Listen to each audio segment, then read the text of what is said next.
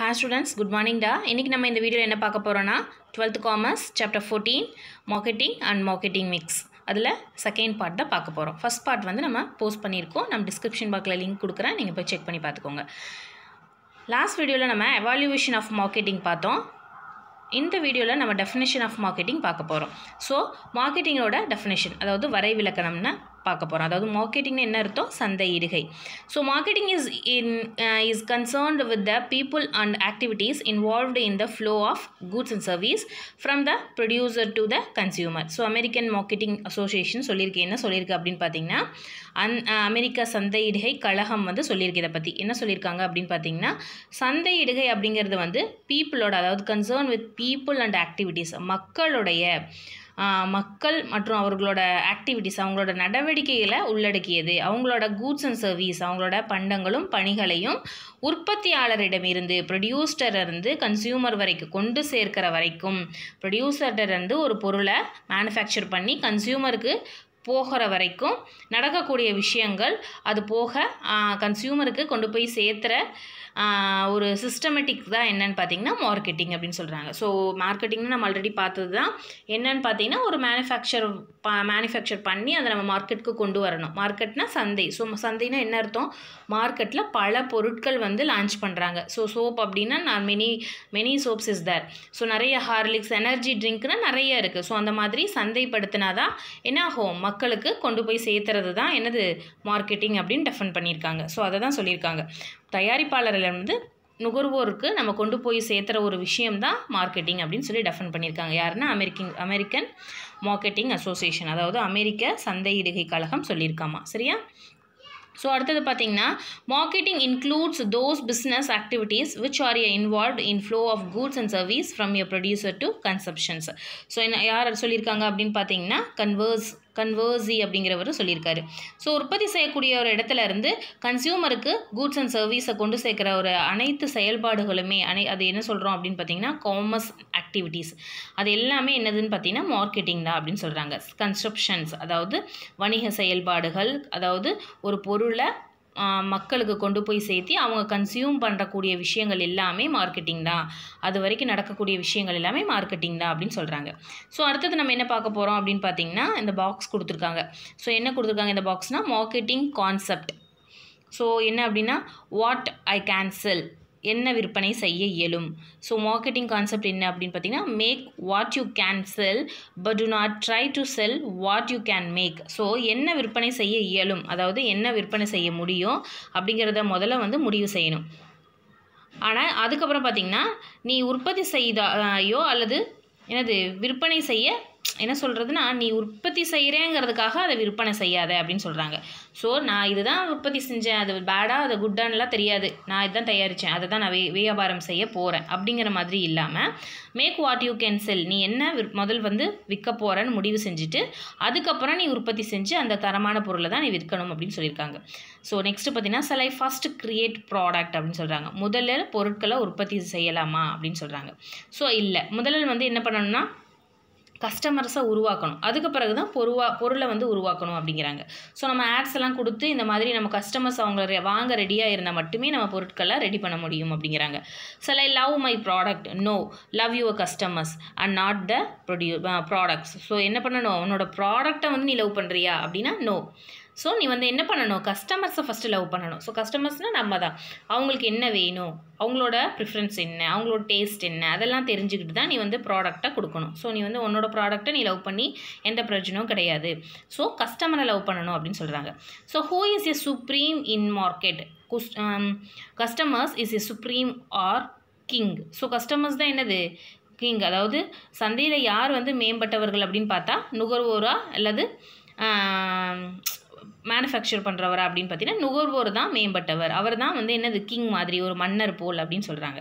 அதுக்கப்புறம் பார்த்தீங்கன்னா, who will shape my designs, வாடிக்கையாளருக்கு முன்னுரிமை, அவங்களுக்கே வந்து நம்ம ஃபஸ்ட் ப்ரிஃபரன்ஸ் கொடுக்கணும். Customers preference shape your decisions. So அவங்க என்ன லைக் பண்ணுறாங்கன்னு நம்ம தெரிஞ்சு அவங்களுக்கு தகுந்த மாதிரி நம்ம டிசைன் பண்ணணும்னு சொல்லியிருக்காங்க. ஸோ இதுதான் வந்து மார்க்கெட்டிங் கான்செப்ட்.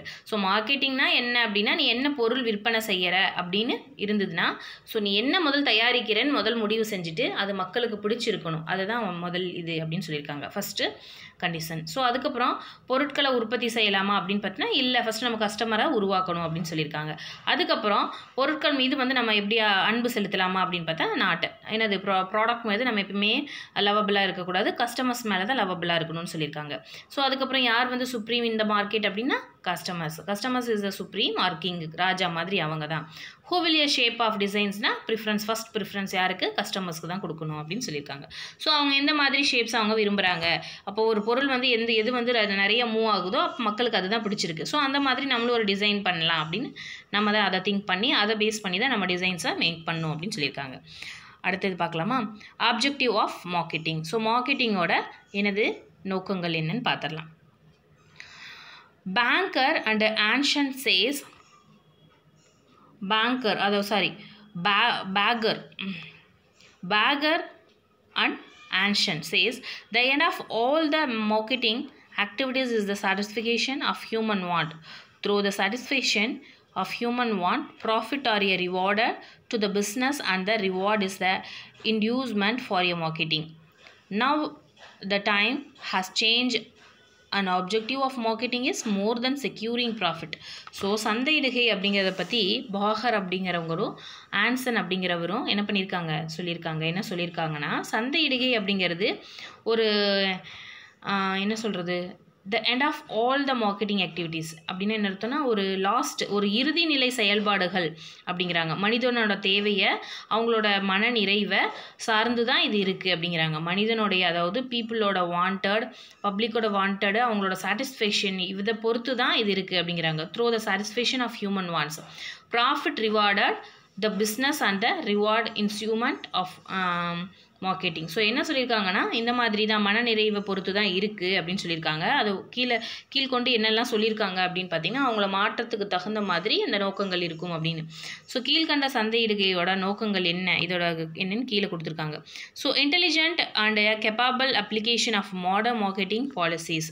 ஸோ நவீன சந்தையிடுகை அப்படிங்கிறது வந்து அறிவு சார்ந்து பயன்படுத்தப்படுது அப்படின்னு சொல்கிறாங்க. So modern marketing intelligent capable application சொல்லியிருக்காங்க. நவீன சந்தையிடுகை கொள்கைங்கிறது அறிவுத்திறனை பயன்படுத்தக்கூடிய ஒரு விஷயம், அதுக்காக அது உதவுது அப்படின்னு சொல்லியிருக்காங்க. அதுக்கப்புறம் develop the marketing field. So marketing ஃபீல்டை வந்து மேம்படுத்துறதுக்கு இது ரொம்ப ஹெல்ப்ஃபுல்லாக இருக்கான். அதுக்கப்புறம் to develop guiding policy and their implementation for good result. So என்ன சொல்லியிருக்காங்கன்னா, கொள்கை வழிகாட்டல் மேம்பாடு, இந்த மாதிரி நல்லதொரு பயனுள்ள ஒரு முடிவை வந்து இது செயல்படுது அப்படின்னு சொல்லியிருக்காங்க. சரியா? அடுத்தது பார்த்திங்கன்னா, fourth one, the suggest solutions by studying the problems relating to marketing அப்படின்னு சொல்லியிருக்காங்க. ஸோ என்ன சொல்லியிருக்காங்க அப்படின்னு பார்த்தீங்கன்னா, சந்தையிடுகை தொடர்பான பிரச்சனைகள் குறித்து தகவல்கள் எல்லாமே இதில் வந்து கண்டுபிடிச்சு அதை வந்து என்ன பண்ணலாம், ப்ராப்ளமை சரி பண்ணலாமா அப்படின்ட்டு சரி பண்ணுறாங்களாமா. அதுக்கப்புறம் பார்த்திங்கன்னா, to find the sources for further information concerning the market problems. So தற்போதில் இருக்கக்கூடிய நடைமுறையில் இருக்கக்கூடிய பிரச்சனைகளையும் அவங்களோட ஒர்க் டிமெரிட்ஸையும், அதாவது பணிகளோட குறைபாடுகளையும் இதெல்லாமே என்னது ரிசர்ச் பண்ணி அதை வந்து சீரமைக்குது. ப்ராப்ளம்ஸை வந்து என்ன சொல்கிறது, ஃபர்தராக என்ன வந்து முடிவெடுக்கணுமோ அந்த மாதிரி முடிவெடுக்கிறாங்களாம். So to receive existing marketing function if the shortcoming are found. So நம்மளோட சந்தையில் என்னென்ன ப்ராப்ளமேட்டிக்கெல்லாம் இருக்குது அப்படின்ட்டு அவங்க ஃபைன் பண்ணி மறு ஆய்வு செஞ்சு அதுக்கு தகுந்த மாதிரி அவங்க பொருட்களை மார்க்கெட்டிங் பண்ணுறாங்களாம். அடுத்தது to take a appropriate action in the course of action. So முன்னேற்ற செயல்பாடுகள் குறித்து ஒரு சரியான ஒரு நடவடிக்கையை எடுக்கிறாங்களாம். ஸோ என்ன சொல்கிறாங்கன்னா, ஏதாவது ப்ராப்ளமேட்டிக் இருந்ததுன்னா அதை சரி செஞ்சு எப்படி வந்து நம்ம அப்ராப்ரேட் பண்ண முடியுத அப்படின்னு, அதாவது என்ன சொல்கிறது, டெவலப்மெண்ட்டுக்கு என்னெல்லாம் வந்து என்ன சொல்கிறது, ரீப்ரசன்டேஷன் மாதிரி. ஸோ என்ன தேவையானது எது தேவையில்லாததுன்னு பார்த்து அதை சரி செய்கிறது தான் இதோட நோக்கங்கள் அப்படின்னு சொல்கிறாங்க. ஓகேவா, இது அவ்வளோதான். ஸோ என்னென்னு பார்த்தீங்கன்னா, இப்போ ஆப்ஜெக்டிவ்ஸ் என்னென்னலாம் பார்த்தோம் அப்படின்னா, ரொம்ப திறமையாக அதில் செயல்படணும், அதுக்கப்புறம் மார்க்கெட்டிங் ஃபீல்டை வந்து டெவலப் பண்ணணும்னு சொல்லியிருக்காங்க. அப்புறம் கைட்லைன்ஸ் பாலிசிஸ் இருக்குது, கொள்கைகள் இருக்குது, அதுபடி வந்து நல்ல ரிசல்ட் கொடுக்கணுன்னா அதுபடி நடந்துக்குவாங்க. அதுக்கப்புறம் டு சஜஸ்ட் சொல்யூஷன், ஏதாவது ப்ராப்ளம் இருந்ததுன்னா அதை ஸ்டடி பண்ணி அந்த ப்ராப்ளம்ஸை வந்து என்ன ரிலேட்டிங்கான ஏதாவது ப்ராப்ளம் சொல்யூஷன் இருந்தால் அதை ஆல்டர்னேட்டிவ் பண்ணுவாங்க. அதுக்கப்புறம் டு ஃபைண்ட் சோர்சஸ், என்னென்னலாம் சோர்சஸ் தேவைப்படுது, இன்ஃபர்மேஷன், அதுக்கான மார்க்கெட்டிங்கோட ப்ராப்ளம்ஸ் என்ன, அதுக்கு என்ன சோர்சஸ் வேணும்னு கண்டுபிடிச்சிருவாங்க. So review the existing market function, so அவங்க ஃபங்க்ஷன் வந்து மார்க்கெட்டிங் ஃபங்க்ஷன் பார்த்துட்டே இருப்பாங்க. ஷார்ட் கம்மிங் ஆர் ஃபவுண்ட், என்ன குறைபாடு இருக்கோ அதை வந்து என்ன பண்ணிடுவாங்க, அதை நீக்கிறதுக்காக செயல்படுவாங்களாம். To take a appropriate action, தேவையான ஆக்ஷன்ஸை அவங்க என்னது கோர்ஸ் ஆஃப் ஆக்ஷன், என்னென்ன கோர்ஸ், அதாவது ஒரு சொல்கிறது கோர்ஸ் மீன்ஸ் இன்னும் தமிழ் என்ன சொல்கிறது, ஒரு அது சம்மந்தமான ஒரு சொல்யூஷனை கொடுப்பாங்களாம். ஸோ இதெல்லாம் தான் மார்க்கெட்டிங்கோட ஆப்ஜெக்டிவ். ஸோ நெக்ஸ்ட்டு பார்த்தீங்கன்னா இம்பார்ட்டன்ஸ் ஆஃப் மார்க்கெட்டிங். ஸோ அதோட முக்கியத்துவம் என்ன அப்படின்னு பார்த்துக்கலாம். ஸோ இம்பார்ட்டன்ஸ் என்னென்னதோ சமுதாயத்திற்கு, அதாவது டு த சொசைட்டிக்கு தான் ஃபஸ்ட்டு கொடுத்துருக்காங்க, to the society. The marketing is a connecting link between the consumer and the producers. So சந்தை இடுகை அப்படிங்கிறது பார்த்திங்கன்னா மேனுஃபேக்சரர் மற்றும் என்னது கன்சியூமர்ஸ், இவங்க ரெண்டு பேர்த்தையும் ஜாயின் பண்ணக்கூடிய ஒரு பாலமாக இருக்குது அப்படின்னு சொல்கிறாங்க. ஸோ லிங்க், அவங்களுக்குள்ளே இருக்கிற லிங்க்கை இது தொடர் சங்கிலியாக இருக்குது அப்படின்னு சொல்கிறாங்க. So marketing helps increasing the living standard of people, மக்களோட வாழ்வாதாரத்தை உயர்த்தும் அப்படின்னு சொல்லியிருக்காங்க. அதுக்கப்புறம் marketing helps to increase the nation income. So தேசம், அதாவது நாட்டோட வருமானத்தை உயர்த்துறதுக்கு இது ரொம்ப ஹெல்ப்ஃபுல்லாக இருக்குது அப்படின்னு சொல்கிறாங்க. Marketing process increasing employment opportunity, வேலை வாய்ப்பை இது அதிகமாக உருவாக்குதான். அதுக்கப்புறம் பார்த்திங்கன்னா மார்க்கெட்டிங் கிரியேட் மாடர்ன் கல்டிவேட்டர்ஸ், அதாவது நவீன சாகுபடி உற்பத்திக்கு இது ரொம்ப ஹெல்ப்ஃபுல்லாக இருக்குது அப்படின்னு சொல்கிறாங்க. அதுக்கப்புறம் marketing removes the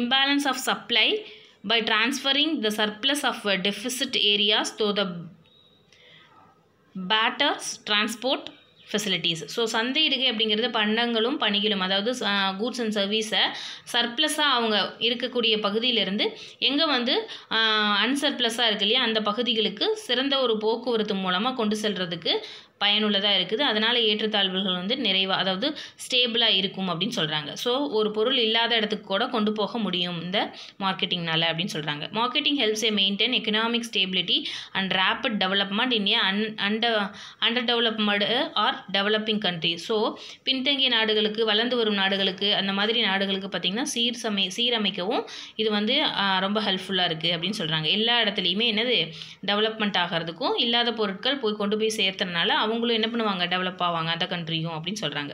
so marketing includes all activities in the creation utilize from place, time and positions. So என்ன சொல்கிறாங்க அப்படின்னு பார்த்தீங்கன்னா, சந்தையிடுகை அப்படிங்கிறது உடைமைகளாக இருக்கட்டும், அமைப்புகள், காலம், நேரம், இந்த மாதிரி எல்லாமே முறையாக பயன்படுத்துறதுக்கு இது ரொம்ப ஹெல்ப்ஃபுல்லாக இருக்குது. பிளேஸ், டைம், பொசிஷன், இதெல்லாமே யூட்டிலிட்டிஸ் பயன்படுத்தக்கூடிய விதம் எல்லாமே கரெக்டாக இருக்குது அப்படின்னு சொல்கிறாங்க. ஸோ அடுத்தது பார்த்திங்கன்னா reduction in the cost of marketing is a direct benefit to society அப்படின்னு சொல்லியிருக்காங்க. ஸோ சந்தையிடுகை தேவையற்ற செலவினை வந்து குறைச்சி சமுதாயத்துக்கு பார்த்திங்கன்னா பயன்படுத்துகிற விதத்தில் தான் இருக்குது அப்படின்னு சொல்லியிருக்காங்க. அடுத்தது பார்த்திங்கன்னா marketing adds love of goods by changing their ownership and by the changing their time, place, consumption. So பண்டங்கள், அதாவது கன்சியூமர்ஸாக இருக்கட்டும், அவங்களோட மதிப்பை, அதாவது என்ன சொல்கிறது, கூட்ஸோட மதிப்பை உயர்த்துறதோடு மட்டும் இல்லாமல் அவங்களோட ரைட்ஸ், உரிமையும், அதுக்கப்புறம் என்னது கன்சியூமர்ஸோட டைம் பீரியட், இதெல்லாமே நேரமும் என்ன சொல்லியிருக்காங்கன்னா, தமிழில் சொல்லணுன்னா பண்டங்களோட மதிப்பு உயர்வது மட்டும் இல்லாமல் அவங்களோட ரைட்ஸும் உயருது. நுகர்வோரோட காலம் மற்றும் நேரம் இதெல்லாமே மாற்றம் செய்யுது. நுகர்வின் காலம் மற்றும் நேரம் மாறுபடும். ஸோ பொருள் வந்து இந்தந்த டைமுக்குள்ளே யூஸ் பண்ணிக்கணும் அப்படிங்கிற மாதிரி கண்டிப்பாக அந்த டைமுக்குள்ளே அவங்க ப்ராடக்டை மேனுஃபேக்சர் பண்ணி கொடுத்துட்றாங்க. ஸோ எக்ஸ்பீரி டேட்டெல்லாம் சொல்கிறோம் இல்லையா, ஸோ அவங்களுக்கான காலங்கள் அதில் விதிக்கப்படும். அதுக்கு தகுந்த மாதிரி பொருட்கள் வந்து அவங்க மேனுஃபேக்சர் பண்ணிகிட்டே இருப்பாங்க அப்படின்னு சொல்லியிருக்காங்க. ஸோ இதெல்லாம் தான் முக்கியத்துவம் அப்படின்னு சொல்லியிருக்காங்க. அடுத்தது டு த இண்டிவிஜுவல் ஃபர்ம்ஸ். அடுத்தது பார்த்திங்கன்னா இதுலேயே இதோட இம்பார்ட்டன்ட்லேயே பார்த்தோம். இப்போது ஸோ பி இப்போ பி பாயிண்ட் பார்க்க போகிறோம். ஸோ தமிழில் அப்படின்னு சொல்லுவோம் இல்லையா, அந்த மாதிரி to the individual firms. So தனி நிறுவனத்திற்கு முக்கியத்துவம் அப்படின்னு சொல்லியிருக்காங்க. The marketing generate revenue to firm. So அமைப்போட வருமானத்தை அதிகரிக்க செய்யுது. அதுக்கப்புறம் பார்த்திங்கன்னா இது ஒரு ஆர்கனைசேஷன் இருந்துச்சுன்னா அந்த மார்க்கெட்டிங் மூலமாக என்ன ஆகும், பொருள் நல்லா சேல் ஆகும். ஸோ அவங்களோட வருமானம் ரெவன்யூ அதிகமாகும். So marketing section of a firm of the sources of a information to the top management for a taking overall decision on production. அமைப்போட அந்த ஆர்கனைசேஷன் இருந்துச்சுன்னா சந்தையிடுகையோட பிரிவு ஒன்று வந்து மார்க்கெட்டிங். ஸோ ஒரு பொருளை மேனுஃபேக்சர் பண்ணுறோன்னா மார்க்கெட்டிங்கிறது ஒரு என்ன சொல்கிறது, ஒரு டிபார்ட்மெண்ட். மேலாண்மை என்ன பண்ணும், மேனேஜ்மெண்ட் என்ன பண்ணுன்னா உற்பத்தி சார்ந்த அனைத்து வகையான தீர்மானங்களையும் மேற்கொள்கிறதுக்கு தான் இந்த மார்க்கெட்டிங் ரொம்ப ஹெல்ப்ஃபுல்லாக இருக்குது அப்படின்னு சொல்கிறாங்க. So marketing and innovation are two basic functions of all business. The word is dynamic. So சந்தையிடுகை வந்து ஒரு புதுசாக சொல்லணும் அப்படின்னா 2 வகையாக சொல்லலாம் அப்படிங்கிறாங்க. அடிப்படையாக சொல்லணும்னா ஒரு சக்தி வாய்ந்த செயல்பாடாக இருக்குது. இது 2 வகையாக இருக்கலாம். டைனமிக் மீன்ஸ் இன்னும் மாறுபாடுகள். ஒரு பொருள் மார்க்கெட்டில் விலை போகலை அப்படின்னா, அது ஒரு டிசைன் பிடிக்கல அப்படின்னா அது டைனமிக் மாறும் தன்மை கொண்டது. ஸோ அதை வந்து சேஞ்ச் பண்ணிடுவாங்க. அதான் சொல்லியிருக்காங்க இங்கே. Marketing facilitate the development of business and creates employment opportunity for people. So மக்களுக்கு வந்து தொழில் மேம்படுறதுக்கு இது ரொம்ப உதவியாக இருக்குது. மக்களுக்கு வேலை வாய்ப்பையும் ஏற்படுத்தி தருது அப்படின்னு சொல்கிறாங்க. அடுத்தது ஃபங்க்ஷன்ஸ் ஆஃப் மார்க்கெட்டிங். சமுதாயத்தில் என்ன சொல்கிறது, சமுதாயத்தில் தனி நிறுவனத்திற்கு சந்தையிலோட ரொம்ப முக்கியத்துவம் என்ன? Some of the most important function of marketing are as follows. அதாவது மார்க்கெட்டோட ஃபங்க்ஷன்ஸ் என்ன அப்படின்னு பார்க்கலாம். சரிங்களா?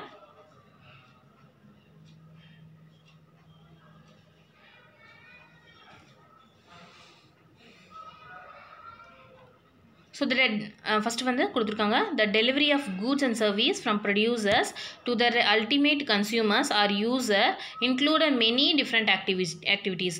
These different activities are known as marketing functions. Different scholar have described different functions of marketing as under அப்படின்னு சொல்லியிருக்காங்க. ஸோ உற்பத்தியாளரிடமிருந்து கன்சியூமர் வரைக்கும் பயன்படுத்தக்கூடிய ஒரு பொருள் வந்து, அதாவது கூட்ஸ் அண்ட் சர்வீஸ் கொண்டு செல்லக்கூடிய நிறைய ஆக்டிவிட்டீஸை தான் உள்ளடக்கியது தான் என்னதுன்னா இந்த மார்க்கெட்டிங் அப்படின்னு சொல்கிறாங்க. மார்க்கெட்டிங்கோட ஒர்க் என்ன அப்படின்னு பார்த்திங்கன்னா நிறைய வந்து என்ன சொல்கிறது, நிறைய வல்லுநர்கள் வந்து இதை சொல்லியிருக்காங்களாம். அதில் வந்து நம்ம பார்க்கலாம். சரிங்களா? ஸோ என்னெல்லாம் சொல்லியிருக்காங்க, ஸ்காலர்ஸ் மீன்ஸ் வல்லுநர்கள். அவங்க வந்து நிறைய வல்லுநர்கள் சொல்லியிருக்காங்க. ஃபஸ்ட்டு வந்து ஜிபி கிளாஸ் அப்படிங்கிறவர் டிஸ்கிரைப் பண்ணியிருக்காரு. 7 ஃபங்க்ஷன்ஸ் ஆஃப் மார்க்கெட்டிங், 7 வகையான மார்க்கெட்டிங் இருக்குது அப்படின்னு சொல்லியிருக்காரு. ஃபஸ்ட்டு ஒன்று என்ன சொல்லியிருக்காருன்னா, A marketing research, B marketing planning, C product development, D advertisement and sales promotion, E selling and distribution, F after sale service and public relations. Another classification of marketing functions is given Professor Clark. அதாவது clerk அப்படிங்கிறவர் என்ன சொல்லியிருக்காரு அப்படின்னா இதோட define பண்ணியிருக்காரு. என்ன சொல்லியிருக்காருன்னு பார்த்தீங்கன்னா, clerk which is a widely accepted by one and all function of marketing are classified in 3 types. அவர் வந்து 3 வகையாக பிரிக்கலாம் அப்படின்னு சொல்லியிருக்காரு. functions of exchange, அடுத்தது functions of physical supply, third one facilitating functions அப்படின்னு சொல்லியிருக்காங்க. இந்த மாதிரி கிளர்க் அப்படிங்கிறவர் சொல்லியிருக்காரு. Functions of exchange refers to goods and service for money's worth. This process can be divided into A buying and assembling and B selling அப்படின்னு சொல்லி கொடுத்துருக்காரு. So என்ன சொல்கிறாங்க அப்படின்னு பார்த்தீங்கன்னா,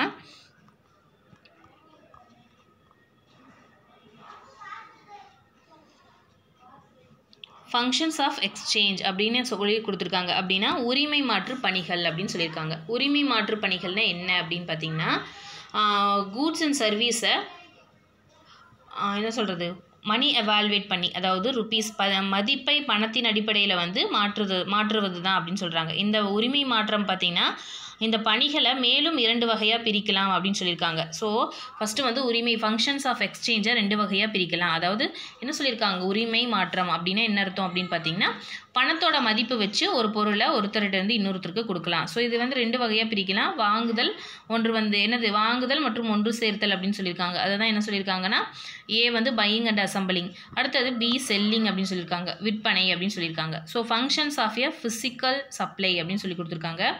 இடமாற்று மாற்று பணிகள் அப்படின்னு. There are two important functions under this classification: transportation, storage and warehousing அப்படின்னு சொல்லியிருக்காங்க. ஸோ போக்குவரத்து, சரக்கு சேமிப்பு, பண்டக சாலை அப்படின்னு சொல்லியிருக்காங்க. இதெல்லாம் நம்ம படிச்சிருக்கோம் இல்லையா? டிரான்ஸ்போர்ட்டேஷன்னா தெரியும். ஸ்டோரேஜ் அண்ட் வேர்ஹவுசஸ்னால் என்னது? முக்கிய பணி. சரக்கை வந்து சேமித்து வைக்கக்கூடிய ஒரு பண்டக சாலை, அதாவது வேர் ஹவுசிங் வச்சுருக்கக்கூடிய இடம் தான் வேர் ஹவுசிங் சொல்லியிருக்கேன் இல்லையா ஆல்ரெடி. அடுத்தது அதில் டிரான்ஸ்போர்ட்டேஷன் ஃபஸ்ட்டு பார்த்துடலாம். போக்குவரத்து. So transportation means carrying goods of materials and men from one place to another place. ஒரு மனுஷன் என்ன பண்ணுவான்? ஒரு பொருளை ஒரு இடத்துலேருந்து இன்னொரு இடத்துக்கு கொண்டு போகிறான். So it plays a important role. இது ரொம்பவே முக்கியமான ஒரு பங்கு வகிக்குது இந்த டிரான்ஸ்போர்ட்டேஷன். இந்த மார்க்கெட்டிங்க்கு ரொம்ப ஹெல்ப்ஃபுல்லாக இருக்குது. It creates A place utility by moving goods from the place where they available in plenty to place where they needed. Various types of transport are used carrying goods like land transport, water transport and air transport. இதெல்லாமே mostly நம்ம படித்தது தான். So போட்டி என்ன சொல்கிறாங்க அப்படின்னு பார்த்தீங்கன்னா, சந்தையிடுகை நடவடிக்கைக்கு போக்குவரத்து ரொம்பவுமே ஒரு இன்றியமையாத ஒரு பணியாக இருக்குது. போக்குவரத்து மூலமாக பொருட்களை ஒரு இடத்துலேருந்து இன்னொரு இடத்துக்கு நுகர்வோர் எங்கே இருக்காங்களோ அவங்களுக்கு கொண்டு செல்கிறதுக்கு ரொம்ப ஹெல்ப்ஃபுல்லாக இருக்குது. டிரான்ஸ்போர்ட்டேஷன் பார்த்திங்கன்னா அவங்களோட டெவலப்மெண்ட் காரணமாக தற்போது இருக்கக்கூடிய பெரிய அளவில் வந்து மேனுஃபேக்சர் வந்து ரொம்பவுமே சாத்தியமாகுது. டிரான்ஸ்போர்ட் இருக்கிறனால தான் பெரிய அளவில் மேனுஃபேக்சர் பண்ணாலும் ஒரு இடத்துலேருந்து இன்னொரு இடத்துக்கு கொண்டு போகிறனால தான் அது ரொம்பவுமே ஹெல்ப்ஃபுல்லாக இருக்குது. அதனால தான் அந்த இண்டஸ்ட்ரிக்கு இது ரொம்ப ஹெல்ப்ஃபுல்லாக இருக்குது அப்படிங்கிறாங்க. அப்போ தான் ஒரு இடத்துலேருந்து இன்னொரு இடத்துக்கு கொண்டு போக முடியும் இல்லையா? இது ஒரு சாத்தியமாக இருக்குது அப்படிங்கிறாங்க. போக்குவரத்துக்கு வந்து என்னென்னா ஒரு பொருளுக்கு இடப்பயன்பாடு அளிக்கிறது. ஸோ பிளேஸ் ஹிட்ரன்ஸை வந்து இது தடை செய்யுது அப்படிங்கிறாங்க. ஒரு இடத்துலேருந்து இன்னொரு இடத்துக்கு கொண்டு போகிறதுக்கு டிஸ்டர்பன்ஸாக எதுவுமே இல்லாமல் ஒரு டிரான்ஸ்போர்ட் இருந்தால் போதும், நம்ம கொண்டு போயிடலாம். ஸோ அதுதான் இதில் சொல்லியிருக்காங்க. சரி, ஸோ இதில் நிறைய டிரான்ஸ்போர்ட்டேஷன் இருக்குது. நிலம், நீர், காற்று அப்படின்னு சொல்லியிருக்காங்க. ஸோ இதெல்லாமே முதன்மையான ஒரு டிரான்ஸ்போர்ட்டேஷன் அப்படின்னு சொல்லியிருக்காங்க. அடுத்தது ஸ்டோரேஜ் அண்ட் வேர் ஹவுசிங். இதில் ஸ்டோரேஜ் என்னன்னு பார்த்தீங்கன்னா, storage is another function of marketing. இது ஒரு இன்னொரு ஃபங்க்ஷன் அப்படிங்கிறாங்க.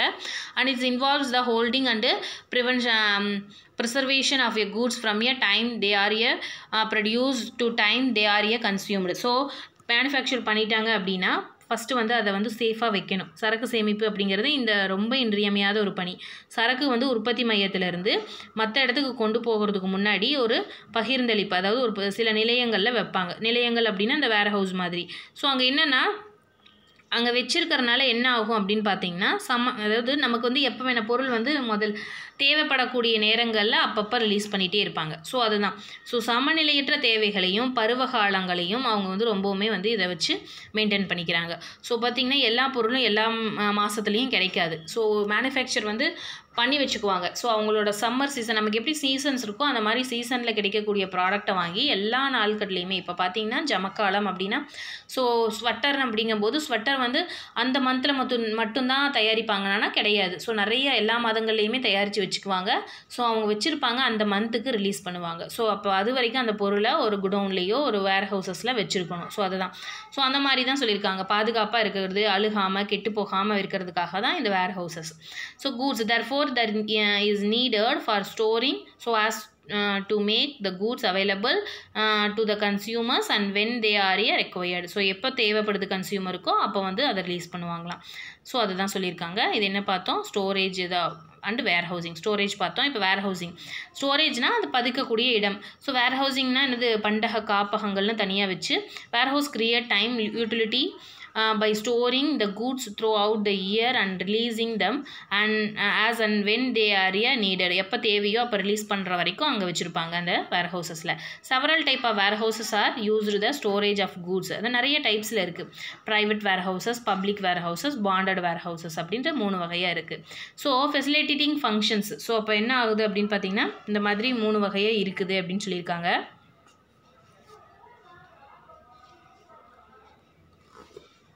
அடுத்தது பார்த்திங்கன்னா வசதி பணிகள் அல்லது துணை பணிகள் அப்படின்னு சொல்லியிருக்காங்க. அப்படின்னா ஃபெசிலேட்டிங் அண்ட் ஃபங்க்ஷன்னா வசதி பணிகள் அண்ட் துணை பணிகள்.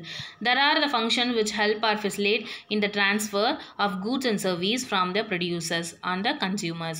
They are not directly connected with the transfer of goods. Under the category of following functions are included. பண்டங்கள் மற்றும் பணிகள், அதாவது கூட்ஸ் அண்ட் சர்வீஸை உற்பத்தியாளரிடமிருந்து நுகர்வோருக்கு கொண்டு செல்றதுக்கு உதவி புரியும் பணியை வந்து துணைப்பணி அப்படிங்கிறாங்க, சப் ஒர்க் அப்படின்ட்டு. ஸோ இது பார்த்திங்கன்னா இந்த பணியை நேரடியாக வந்து கூட்ஸை வந்து மாற்றம் செய்கிறதுக்கு இது ரொம்ப ஹெல்ப்ஃபுல்லாக இருக்குது. இதுக்கு அதை ஆஸ் ஃபாலோஸ் கேட்டகரிஸ் கொடுத்துருக்காங்க. ஃபெசிலிட்டேட்டிங் ஃபங்க்ஷன், அதாவது வசதி பணிகள், அது துணை பணிகள் சொல்கிறாங்க. அதில் என்னென்னலாம் இருக்குன்னா ஃபினான்சிங், நிதி இடல், அதுக்கப்புறம் ரிஸ்க் பியரிங், இடர் ஏற்றல், அடுத்தது மார்க்கெட்டிங் இன்ஃபர்மேஷன், சந்தை தகவல், ஸ்டாண்டர்டு தரப்படுத்துதல், அடுத்தது கிரேடிங் வகைப்படுத்துதல், பிராண்டிங் பெயரிடுதல், அடுத்தது பேக்கிங் கட்டுமம் செய்தல், ப்ரைஸிங் விலையிடல், இதெல்லாமே துணைப்பணி. ஸோ ஒரு பொருள் மேனுஃபேக்சர் பண்ணிட்டாங்க அப்படின்னா வேர்ஹவுஸுக்கு கொண்டு வந்ததுக்கப்புறம் ஃபெசிலிட்டேட்டிங் ஃபங்க்ஷன் இதெல்லாம் பண்ணணும். ஃபினான்சிங் பண்ணணும், நிதி இடல், அங்கே நிதி இட்டு என்ன பண்ணணும், அந்த ஏதாவது ரிஸ்க் வந்துச்சுன்னா அதையே சரி கட்டணும். அதுக்கப்புறம் சந்தை தகவல் இன்ஃபர்மேஷன், மார்க்கெட்டில் என்னென்ன பொருள்லாம் இருக்குது, நம்ம வந்து எது கொண்டு போனால் நல்லா சேல் ஆகுங்கிற இன்ஃபர்மேஷன் தெரிஞ்சிருக்கணும். அதுக்கப்புறம் ஸ்டாண்டர்டு பொருளை தரப்படுத்தணும். கிரேடிங் வகைப்படுத்துதல், இந்தந்த பொருள் வந்து தனித்தனியாக வந்து வகைப்படுத்தி வச்சுருக்கணும்.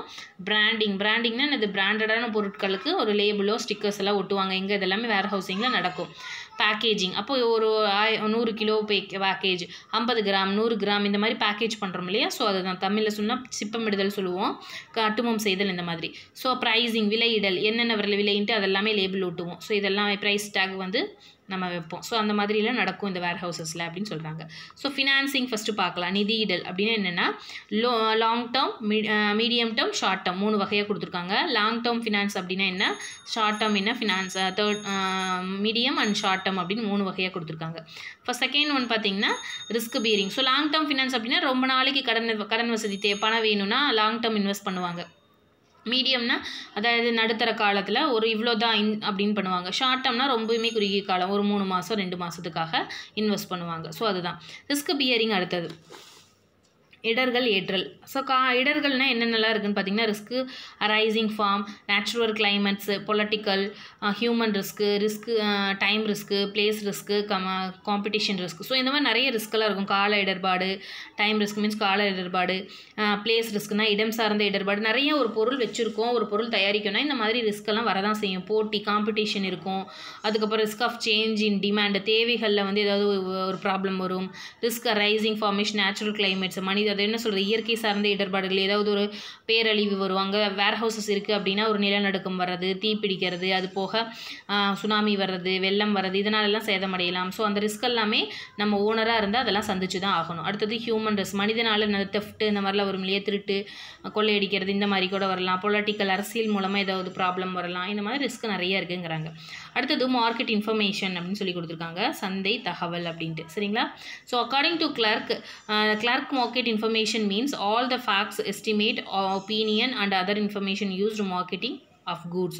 ஸோ கிளர்க் அப்படிங்கிறவரோட கூற்று என்ன சொல்லியிருக்காரு அப்படின்னா, பொருட்கள் வந்து சந்தையிடுவது தொடர்பாக உள்ள உண்மைகள், எதிர்பார்ப்புகள், அவங்களோட எண்ணங்கள் எல்லாமே, இதர தகவல்கள் எல்லாமே உள்ளடக்கியது தான் மார்க்கெட்டிங் அப்படின்னு சொல்லியிருக்காங்க. மார்க்கெட்டோட இன்ஃபர்மேஷன் அப்படின்னு சொல்லியிருக்காங்க. சரிங்களா. அடுத்தது ஸ்டாண்டர்டைசேஷன் அப்படின்னா தரப்படுத்துதல் அப்படின்னு சொல்லியிருக்காங்க. தரப்படுத்துதல்னா என்னென்னா means establishing certain standard based on intrinsic qualities of commodities. The quality may be determined on the basis of various factors like size, color, taste, appearance. So தரப்படுத்துதல் அப்படின்னா பொருட்களை வந்து வண்ணம், கலரு, சுவை இதெல்லாமே என்ன பண்ணணும், அவங்களுக்கு தகுந்த மாதிரி நம்ம வடிவமைச்சு கொடுக்கணும். ஸோ பிரித்து தரப்படுத்தி அவங்களுக்கு தேவையான கலர்ஸை ஸ்டாண்டர்டைஸ் பண்ணி கொடுக்கணும்னு சொல்லியிருக்காங்க. ஸோ கிரேடிங் மீன்ஸ் என்ன, grading classification of standardize product certain well defined classes. வகைப்படுத்தக்கூடியது, ஒரு நிர்ணயம் செய்யப்பட்ட ஒரு பொருள் என்ன, அதோட குவான்டிட்டி என்ன, பொருட்களோட பல வகையோட பாகுபாடு தான் அப்படின்னு சொல்லியிருக்காங்க. அடுத்தது பிராண்டிங், அதாவது பிராண்டிங் அப்படின்னா போட்டி பொருட்களிலிருந்து வேறுபடுத்தி காமிக்கணும். ஸோ நிறைய பொருள் வந்து மார்க்கெட்டிங் இருக்குது, ஒரே பெயரை வணிக குறியோ இல்லாமல் இதனை வந்து தனியாக பிராண்ட் பண்ணி காமிக்கணும், நம்மளோட ப்ராடக்ட் இது பிராண்டட் அப்படின்னு. ஸோ அடுத்தது பார்த்திங்கன்னா பேக்கேஜிங்னா wrapping and creating of goods before distribution. Goods are packaging in packager containers are the protect against breakage, leakage, spoil. Packing வந்து நல்லா நம்ம தரமாக பண்ணணும். ஸோ எதுவும் பிரேக்கேஜ் ஆகக்கூடாது, லீக்கேஜ், ஸ்பாயிலேஜ் ஆகக்கூடாது, டேமேஜ் ஆகக்கூடாது, எனி கைண்ட் ஆஃப் ப்ராடக்ட் அப்படின்னு சொல்லியிருக்காங்க. ஸோ நம்ம என்ன பொருள் பேக்கேஜ் பண்ணாலும் தரமாக பண்ணியிருக்கணும் அப்படிங்கிறாங்க. அடுத்தது ப்ரைஸிங், அதாவது அடுத்தது பார்த்திங்கன்னா விலை நிர்ணயம் செய்து தொடர்பாக முடிவெடுக்கக்கூடியது வணிகர்களோட ஒரு முக்கிய பணி. இந்த பணியில் பார்த்திங்கன்னா வெற்றி தோல்வி அப்படிங்கிறது அதிக அளவில் இருக்குது. ஸோ அப்போ அவங்க என்ன பண்ணணும்னா அதை மைண்டில் வச்சுட்டு தான் விலையை வந்து நிர்ணயம் செய்யணும். Large extend therefore a price must be determined only after taking all relevant factors into consideration. So என்ன பண்ணியிருக்காங்கன்னா விலை நிர்ணயம் செய்கிறது ரொம்பவுமே ஒரு முக்கியமான பணி. அவங்க வெற்றி தோல்வி இதில் கண்டிப்பாக இருக்கும். அதை பேஸ் பண்ணி தான் அவங்க என்ன பண்ணணும், விலையை நிர்ணயிக்கணும் அப்படின்னு சொல்லியிருக்காங்க. ஸோ அடுத்தது பார்த்திங்கன்னா meaning and definition of marketing mix. சந்தையிடுக கலவையோட பொருள் மற்றும் வரைவிலக்கணம் நம்ம இதை பார்த்துட்டு வந்தது தான். ஸோ இருந்தாலும் மார்க்கெட்டிங் மிக்ஸ் ரெஃபரன்ஸ் 2 திங்ஸ், அதாவது 2 வகையாக என்ன சொல்லியிருக்கு அப்படிங்கிறாங்கன்னா, ஃபஸ்ட்டு மார்க்கெட்டிங்கில் என்ன சொல்லியிருக்காங்கன்னா, a list of important element or ingredients the marketing program and the list of force having a bearing on the marketing operation அப்படின்னு சொல்லியிருக்காங்க. ஸோ என்ன சொல்லியிருக்காங்க அப்படின்னு பார்த்தீங்கன்னா, மார்க்கெட்டிங் வந்து ரொம்ப முக்கியமான ஒரு எலிமெண்ட்டு, ஒரு பொருள் இன்க்ரீடியண்ட் கூட அப்படின்னு சொல்லியிருக்காங்க. எதுக்காகனா அந்த மார்க்கெட் ப்ரோக்ராம் சந்தைப்படுத்தலோட ஒரு நடவடிக்கைகளில் the list of focus having bearing and marketing operation நிறைய வந்து இதில் ஃபோக்கஸ் பண்ணி இதோட ரிஸ்க் பியரிங் எல்லாம் நிறைய இருக்குது அப்படின்னு சொல்லியிருக்காங்க. அதில் டெஃபினேஷன் வந்து மார்க்கெட்டிங் மிக்ஸில் யார் கொடுத்துருக்காங்க அப்படின்பதே, marketing mix is a pack of 4 set of valuable, namely product, variable price, product variable, price variable, promotion variable and the so இந்த மாதிரி நிறையா இருக்குன்ட்டு யார்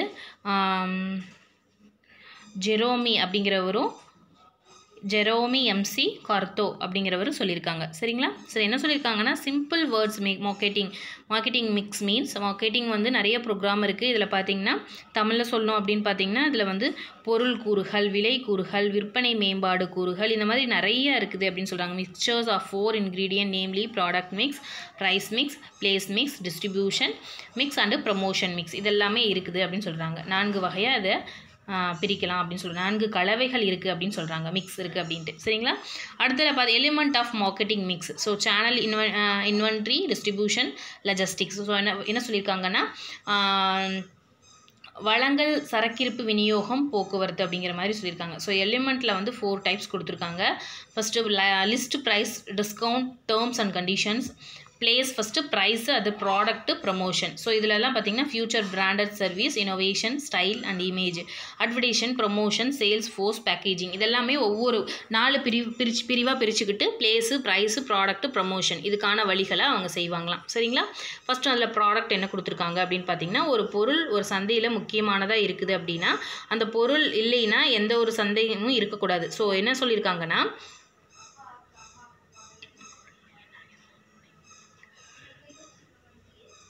ஸோ அந்த பொருள் வந்து இருக்கணும். ஸோ என்ன சொல்லியிருக்காங்கன்னா, products is the main element of மார்க்கெட்டில் ஒரு பொருளுங்கிறது ரொம்ப முக்கியத்துவம்.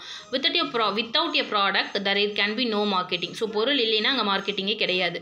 த product is anything that can be afford to a market for attention, acquisition, user consumptions that you might satisfy a want or a need, a sayings, flip Kotler அப்படிங்கிறவர் என்ன சொல்லியிருக்காரு, இதை டெஃபன் பண்ணியிருக்காரு. ஒரு பொருள் அங்கே இல்லைன்னா அங்கே மார்க்கெட்டே இல்லை அப்படின்னு அர்த்தம்.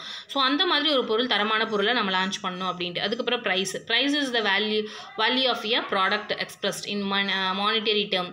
It is the amount of charge for a product. According to Philip Kotler, price is the amount of money charged for a product or service or the sum of the value that consumers exchange for the benefit having.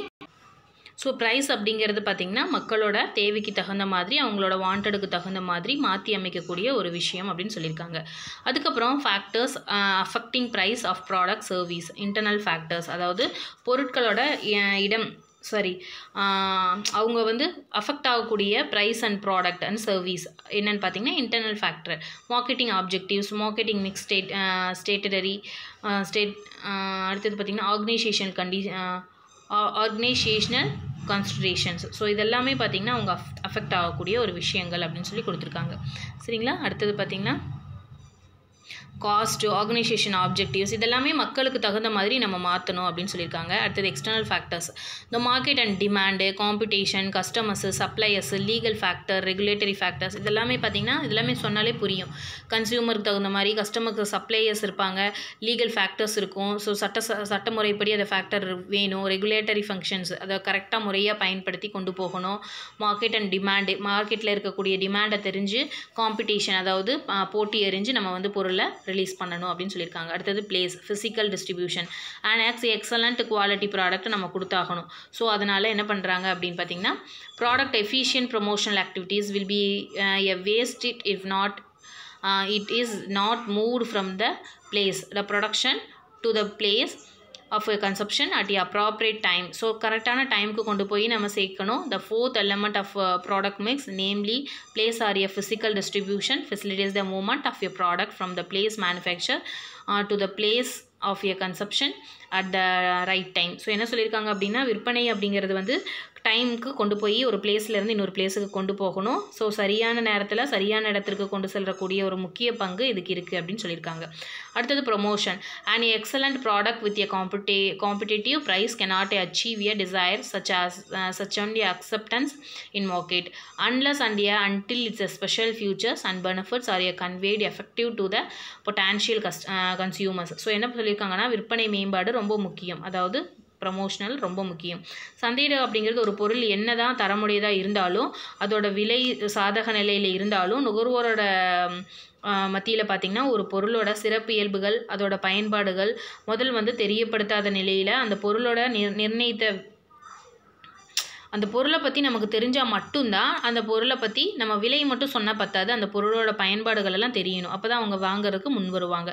அந்த மாதிரி இருந்தால் மட்டும்தான் மார்க்கெட்டில் develop ஆக முடியும் அப்படின்னு சொல்கிறாங்க. So அவசியமானது என்ன அப்படின்னு பார்த்திங்கன்னா அந்த பொருளோட மேம்பாடுகளை பற்றி நம்ம முதல் வந்து இஷ்யூ பண்ணணும், தெரியணும். ஸோ மேம்பாடு நடவடிக்கையில் விளம்பரங்கள் ரொம்பவுமே அதிக பங்கு வகிக்குது, அதாவது ஆட் வந்து ரொம்பவுமே வந்து முக்கியத்துவம். ஸோ அட்வர்டைஸிங் ரொம்ப முக்கியங்கிறாங்க. ஸோ பெனிஃபிட்ஸ் வந்து அதிலிருந்து தான் வருது. ஸோ பொட்டான்ஷியல் கன்சியூமர்ஸ், முக்கியமான கன்சியூமர்ஸ் நம்மளுக்கு வந்து அவங்க வந்து கன்வே பண்ணணும். So internet, television, radio, print, news papers, Billboard, magazine இது மூலமாகலாம் நமக்கு வந்து அட்வர்டைஸ்மெண்ட் மீடியா மூலமாக விளம்பர சாதனங்கள் மூலமாக நமக்கு வந்து முதல் தெரியணும் அப்படிங்கிறாங்க. அடுத்தது மார்க்கெட்டிங் மிக்ஸ் மேட்ரிக்ஸ் அப்படின்னு சொல்லியிருக்காங்க. அப்படின்னா என்ன அர்த்தம் அப்படின்னு பார்த்தீங்கன்னா மரபு வழி மற்றும் நவீன சந்தையிடுகை கலவை நவீன வழிமுறை அப்படிங்கிறாங்க. அதாவது மரபு வழி. ஸோ மேட்ரிக்ஸ் அப்படின்னா என்ன அர்த்தம் அப்படின்னு பார்த்தீங்கன்னா price, product, traditional marketing, place, promotion இதுவும் அதே மாதிரி தான் இருக்குது. ஸோ பார்த்தீங்கன்னா என்ன சொல்லியிருக்காங்க அப்படின்னு பார்த்தீங்கன்னா மரபு வழி அப்படின்னா என்ன அர்த்தம்னா the principle of A 4P matrix. இந்த 4P மேட்ரிக்ஸ்னால் இந்த 4 பாயிண்ட் தான் அப்படின்னு சொல்லியிருக்காங்க. ஸோ இது மூலமாக செயல்திறன், இதோட நவீன சந்தையிடுகையோட கலவை அப்படின்னாலே இதெல்லாமே. ஸோ 4PS அப்படிங்கிற இது வந்து கால் பண்ணுறாங்களாம். சந்தையிடுகளில் இந்த 4 வகையான கூறுகள் வந்து அடிப்படையாக இருக்குது அப்படின்னு சொல்கிறாங்க. ஒவ்வொரு தொழில் உரிமையாளரும் இந்த 4 பாயிண்ட்டை வச்சு தான் அவங்க வந்து செயல்படுறது ரொம்ப ரொம்ப அவசியமானது அப்படின்னு சொல்கிறாங்க. ஃபஸ்ட்டு ஒன்று என்னென்னா பெர்ஃபார்மன்ஸ், பீப்புள், அதுக்கப்புறம் ப்ரோக்ராம், ப்ராசஸ் அப்படின்னு சொல்லியிருக்காங்க. அதுக்கப்புறம் அதுக்கு முன்னாடி என்ன கொடுத்துருக்காங்க அப்படின்னா ப்ரைஸு, ப்ராடக்ட்டு, அதுக்கப்புறம் ப்ரமோஷன், பிளேஸ் இதெல்லாமே. ஸோ விலை, பொருள், அதோட ப்ரமோஷன் எப்படி இருக்குது, இடம் எங்கே வந்து நல்லா விற்குது இதெல்லாமே பார்த்து நம்ம வந்து ப்ராடக்டை வந்து மார்க்கெட்டிங் பண்ணணும். இதுதான் வந்து என்ன சொல்லியிருக்காங்கன்னா ட்ரெடிஷ்னல் மார்க்கெட்டிங் மிக்ஸ், மரபு வழி சந்தை கலவை அப்படின்னு சொல்லியிருக்காங்க. இதோட அந்த லெசன் வந்து கம்ப்ளீட் ஆகுது. கண்டிப்பாக இந்த லெசன் வந்து உங்களுக்கு புரிஞ்சிருக்கும்னு நினைக்கிறேன். இந்த will generate a better response from the target market அப்படின்னு சொல்லியிருக்காங்க. இதுதான் மார்க்கெட்டோட டார்கெட்ஸ் அப்படின்னு சொல்லியிருக்காங்க. இதோட 14th லெசன் கம்ப்ளீட் ஆகுது. நம்ம அடுத்த லெசனில் நம்ம மீட் பண்ணலாம். கண்டிப்பாக இந்த லெசன் வந்து உங்களுக்கு புரிஞ்சிருக்கும்னு நினைக்கிறேன். புரியலைன்னா கமெண்ட் பாக்ஸில் டவுட் இருந்தால் கேட்கலாம். மறக்காமல் சேனலை சப்ஸ்கிரைப் பண்ணி வச்சுக்கோங்க. அடுத்த லெசன் உங்களுக்கு உடனுக்குடனே நோட்டிஃபிகேஷன் வரும்.